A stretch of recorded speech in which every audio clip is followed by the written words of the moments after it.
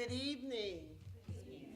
And welcome to session 2 of the Soul Reset.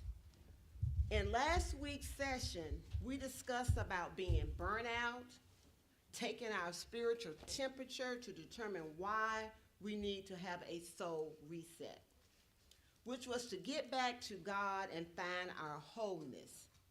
Remembering our why and centering ourselves around God to have clarity about our why. Tagging first base. Making God first in our lives.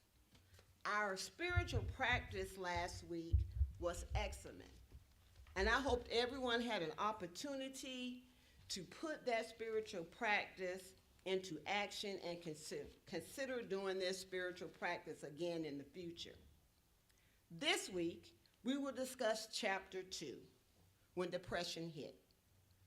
Julius Dodson talks about when depression hit him and the feeling he felt and realizing that he had been in this space before, but it hadn't been named to him yet.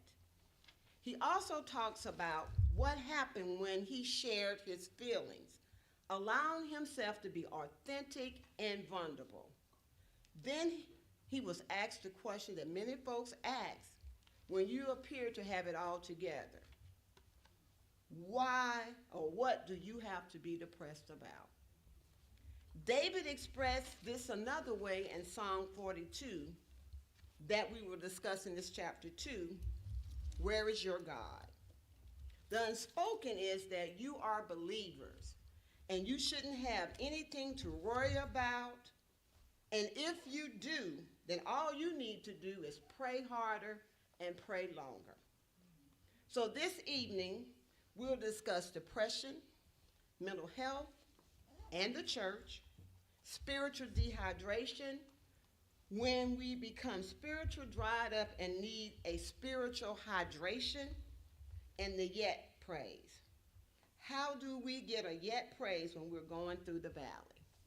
So as we get ready to begin this session of a soul reset, I ask that those that are on Facebook, we will have someone monitoring the Facebook page. So if you have any questions, you just ask them, and our content manager, who will be Miss Alicia Insminger, will be monitoring that for us, and will ask the questions as needed. So at this time, I ask that Freddie Chambers come and give us our opening prayer.